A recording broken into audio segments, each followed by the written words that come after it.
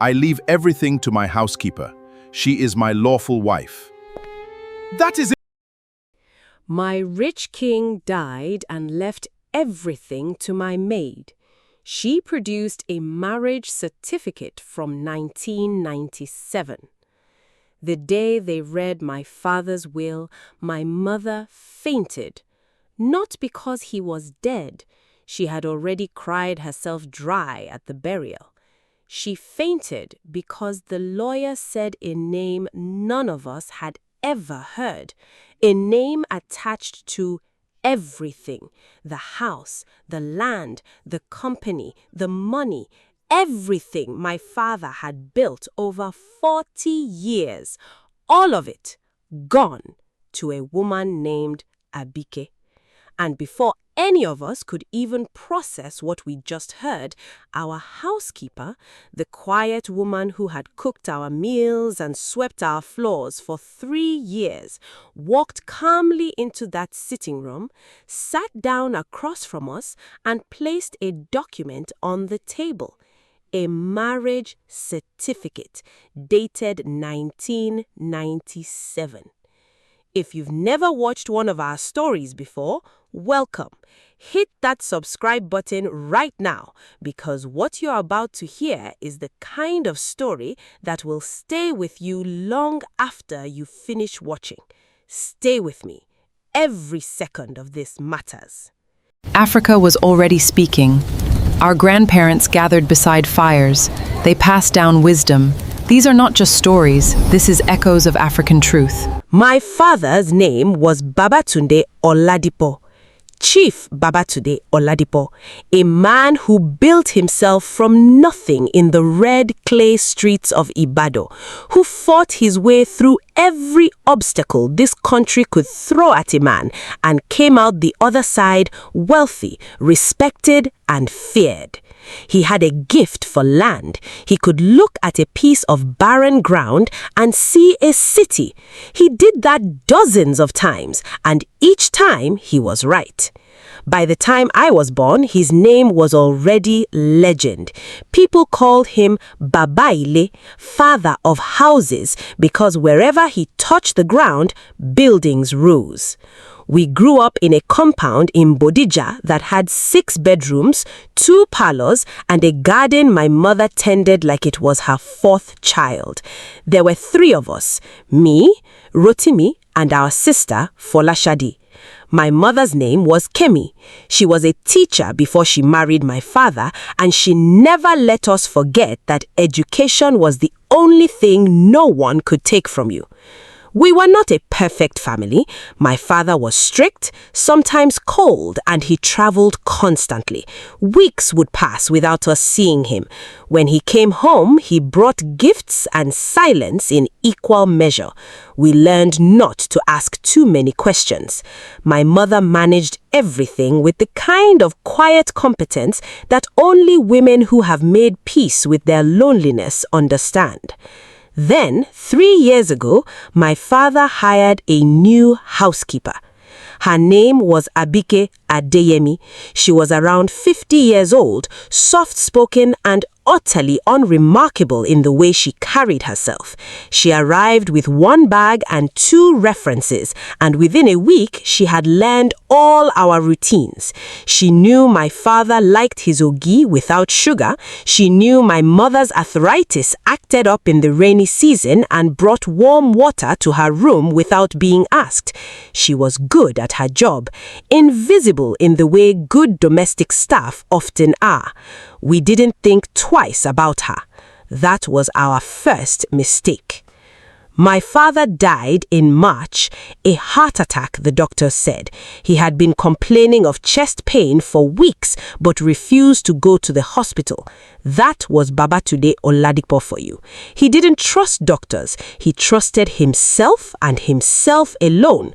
And this time, that pride cost him everything. The funeral was large, the kind only money and fear can produce. Governors sent representatives. Church leaders prayed in 3 languages. The compound was packed for 4 days. My mother moved through it all like a woman made of glass, present but barely there, her eyes fixed on something none of us could see. We buried him on a Thursday.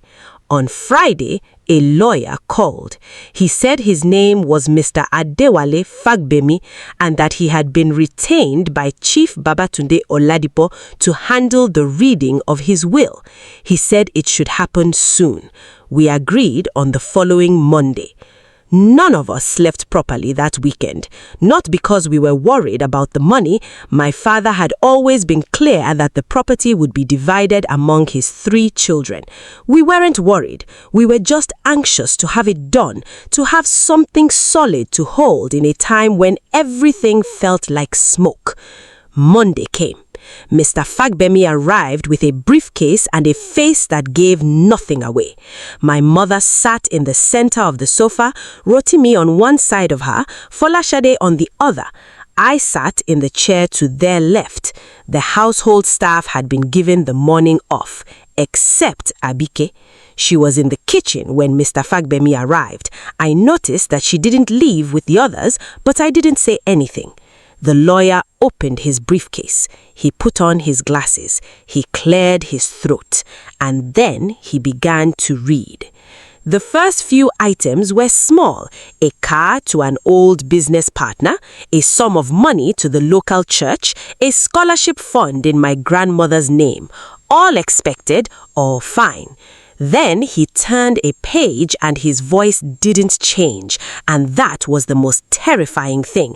He read the next section in the exact same calm tone as everything before it, as if what he was saying was completely ordinary. He said that Chief Babatunde Oladipo hereby bequeathed the primary family residence, all associated land titles, the majority shareholding in Oladipo Properties Limited, and the bulk of his liquid assets totaling approximately 470 million naira to his lawfully wedded wife. My mother smiled, just slightly, because of course. Then Mr. Fagbemi looked up from the document and said, "Mrs. Abike Oladipo." The room went quiet in a way that rooms don't go quiet naturally. It was the kind of quiet that swallows you. My mother's smile froze on her face. Rotimi stopped breathing. Folashade made a sound like she'd been punched in the stomach. I heard footsteps. Abike walked into the sitting room. She was wearing the same simple clothes she always wore. Her hands were folded in front of her, and she sat down across from us in the chair my father used to sit in when he read the newspapers. And she placed a manila envelope on the table.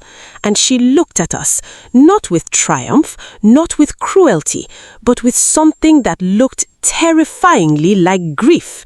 She opened the envelope. She took out a document. She slid it across the table toward Mr. Fagbemi. He looked at it. He nodded slowly. He said, "A certificate of customary marriage registered in Oyo State, dated the 14th of September, 1997. 1997. My parents were married in 1993. My mother fainted. It was Folashade who caught her, grabbing her by the shoulders before she could slide off the sofa. Rotimi was on his feet, pointing at Abike, shouting things I can't fully remember because my own blood was roaring so loud in my ears I could barely hear anything. I sat completely still. I felt like someone had reached inside my chest and removed something essential, something I hadn't known was there until it was gone. Mr. Fagbemi waited, patient, practiced. He was clearly done this before, delivered news that unmade families, then waited for the storm to pass. We called our own lawyer that same afternoon. A woman named Barrister Tokumbo Adesonya, who was sharp and feared and did not waste words. She arrived within the hour, reviewed the documents, and took Abike aside for a conversation that lasted 40 minutes. When she came out, her face told us nothing, and that told us everything.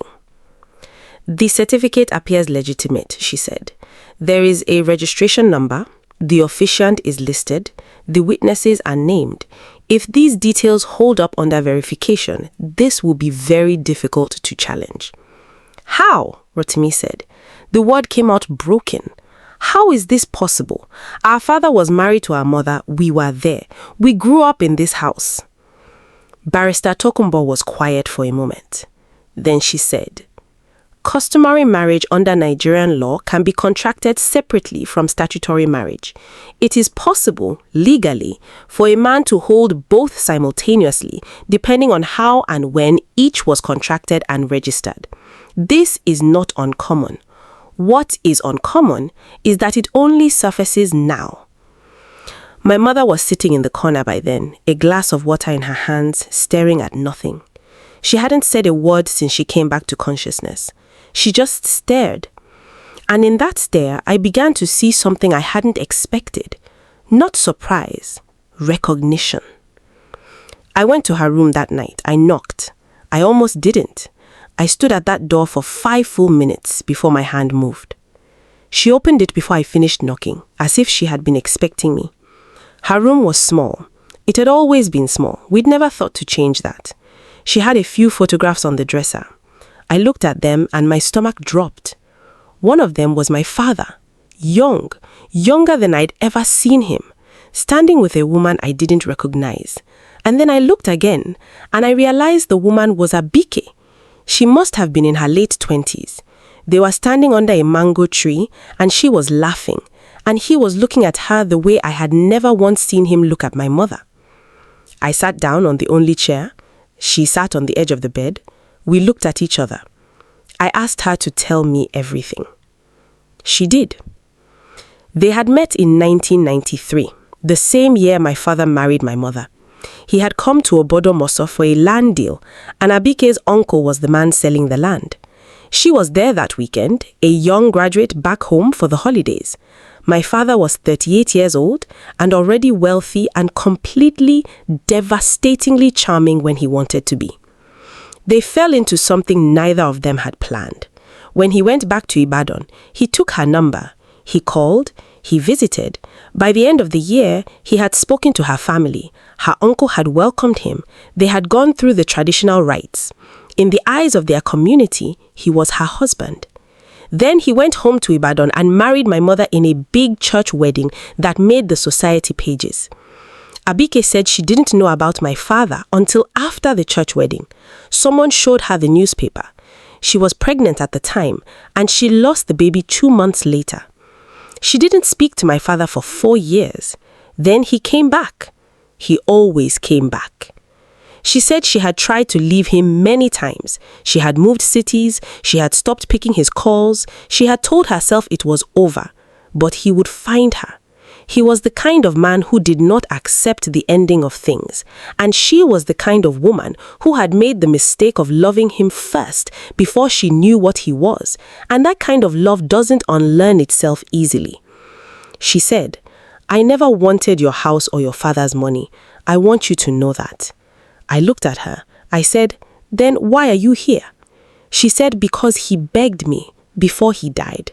He called me and told me he was sick, and he asked me to come. He said he wanted to see me every day before he went. He said he had made arrangements. He said he was sorry for all of it. After 40 years, he finally said he was sorry."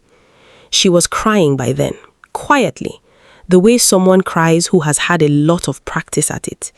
She said, "I came because even after everything, I still couldn't say no to him. I am not proud of that, but it is the truth." Now, this is the part where I need you to stay with me. Because what happened next is the part that changes everything you think you understand about this story. If you are watching this and you haven't subscribed yet, do that now, because you need to see this through to the end. Barrister Tokunbo called us all together the following week, Abike included. She laid out everything she had found. The marriage was legal. The will was valid. Under the terms my father had set, Abike was entitled to what the will stated.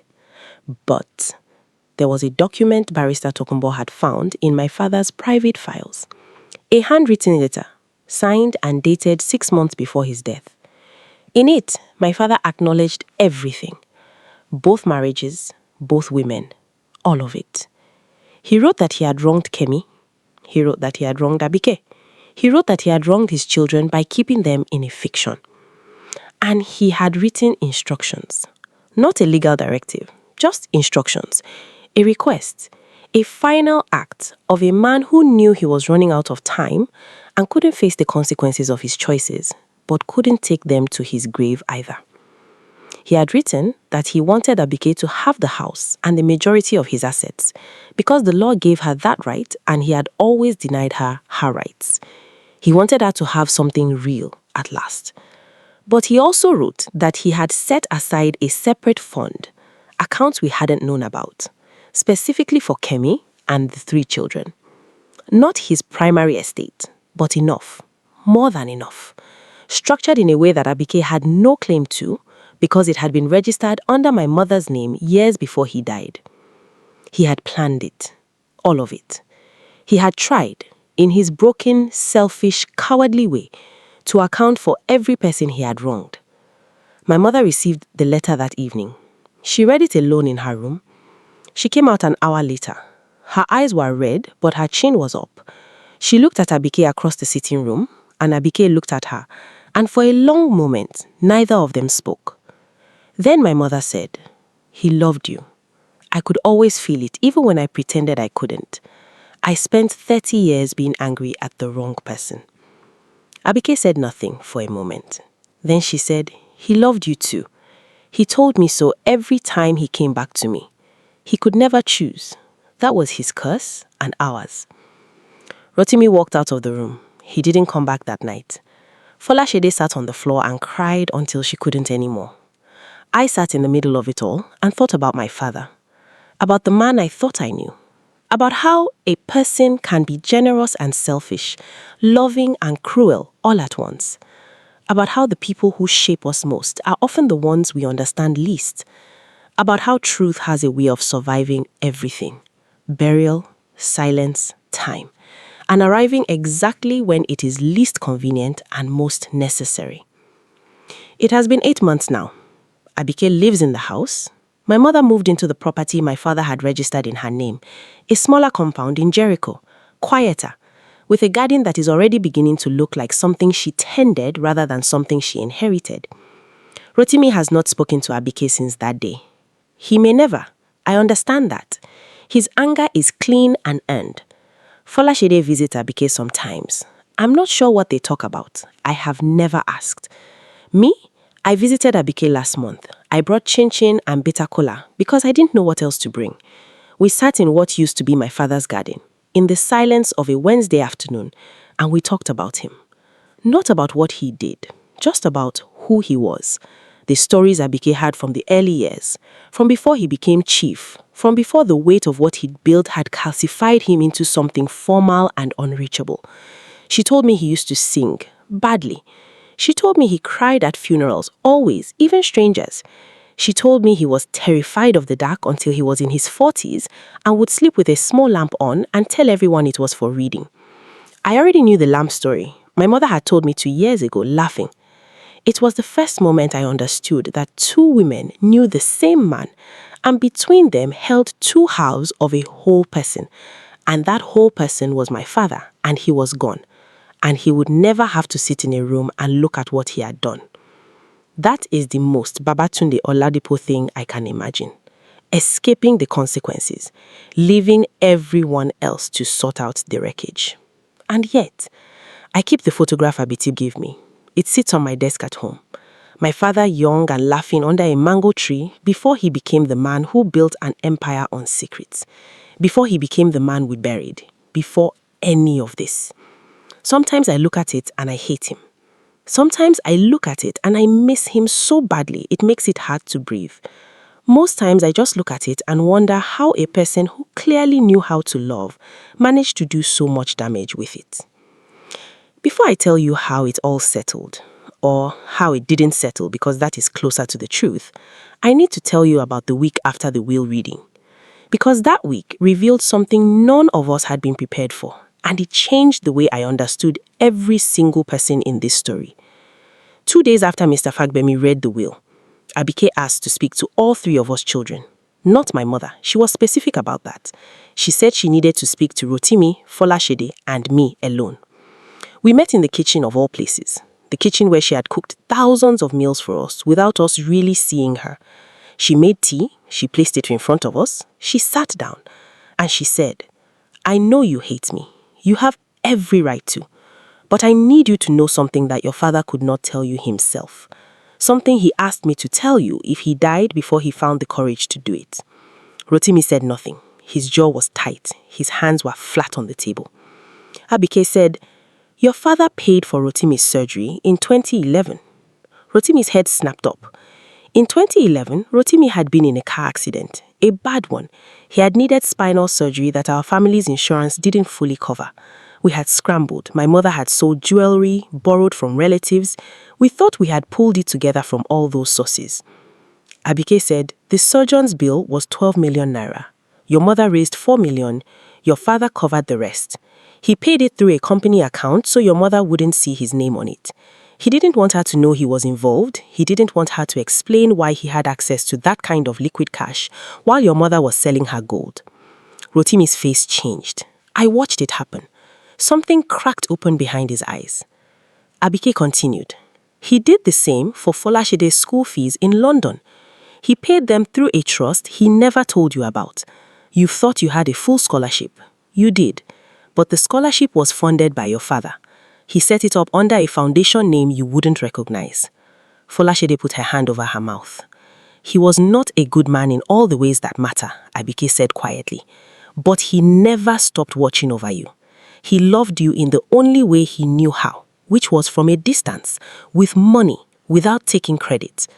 I'm not saying that to excuse him. I'm saying it because he made me promise to say it." Rotimi left the table without speaking. He went outside. Folashede and I could hear him in the compound, not crying, not shouting, just pacing back and forth on the concrete, the way he used to do when he was a boy, trying to understand something too large for him. I looked at Abike. I said, "He told you all this?" She said he told me everything eventually. I was the person he confessed to. I think that is partly why he kept coming back to me. Not just love. He needed somewhere to put the truth. He needed someone who knew all of it. I was the only person in his life he never lied to.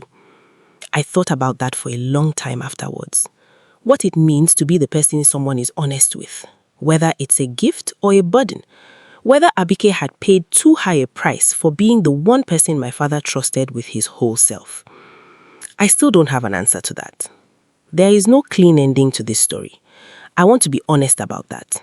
The kind of damage my father did doesn't resolve into a lesson and a bow. My mother is healing slowly, the way old injuries heal, with good days and bad days, and mornings when the pain returns without warning. Rotimi is still angry. Folashede has started writing. Journaling, she says, because she needs somewhere to put all of it. Abike wakes up every morning in a house that was finally, legally, undeniably hers after 40 years of being a secret. And I don't know if it feels like victory or like the loneliest thing in the world. And me? I'm still learning how to grieve 2 people at once. The father that died and the father I thought I had, who it turned out never quite existed. But here is what I know. Truth always arrives.